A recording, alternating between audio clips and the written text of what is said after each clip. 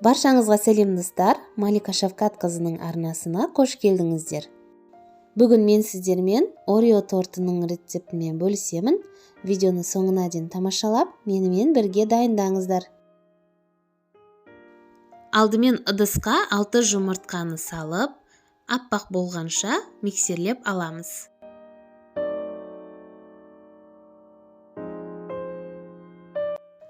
Сосын оның үстінен 150 грамм қант саламыз, тағы да араластырамыз.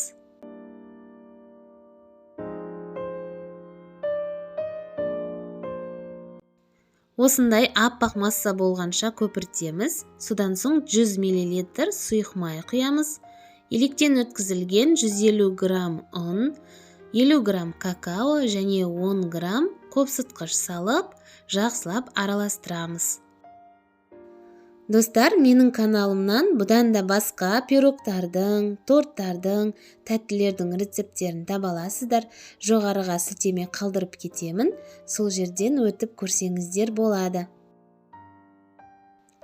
Қамыр дайын болды. Енді оны 1/3 бөлікке бөліп, формаға пергамент қағазын төсеп, 180 градуста қызып тұрған пешке салып, барлық қорждарды пісіріп аламыз. Қорждарды 13-15 минуттай пісіру қажет. Қорждар осындай шоколадты болып пісіп шығады. Енді крем дайындаймыз. 33% немесе одан да жоғары майлылықтағы салқын кілегейге қант ұнтағын саламыз және қою болғанша араластырамыз. Сосын 200 грамм сүзбелі ірімшік саламыз және жақсылап араластырамыз. Сонымен біздің креміміз дайын болады.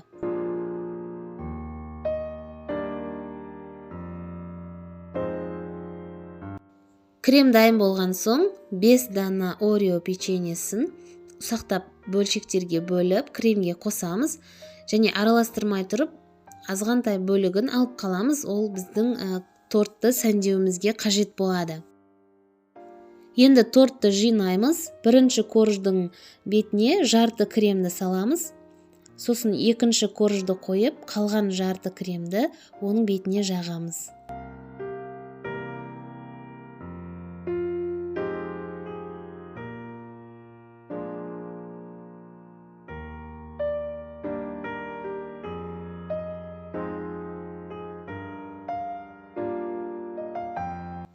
Үшінші қоржды бетіне қоямыз. Жаңағы алып қойған кремге 50 грамм ерітілген шоколадты қосып, жақсылап араластырамыз. Сонда бізде шоколадты крем болып шығады. Осы кремді торттың бетіне және жан жағына жағып шығамыз. Достар, егер менің каналыма тіркелмеген болсаңыз, міндетті түрде тіркеліп қоюды ұмытпаңыздар. Сосын қоңырауша белгісін басып, все дегенді таңдап қойсаңыздар, алдағы уақытта шығатын менің жаңа видеоларымды жіберіп алмайтын боласыздар. Сіздерге хабарлама келіп тұратын болады. Тортты сәндеу өзіңіздің фантазияңызға байланысты. Мен осылай Орео печеньелерін 2-ге бөліп, торттың бетіне қойып, осылай сәндеп шықтым. Тортымыз дайын болды. Енді оның кремі сіңу үшін холодильникке 1 түнге немесе 3-4 сағатқа алып қоямыз. Мен 1 түнге тоңазытқышқа алып қойдым. Міне тортымыз дайын. Енді оны кесіп көреміз.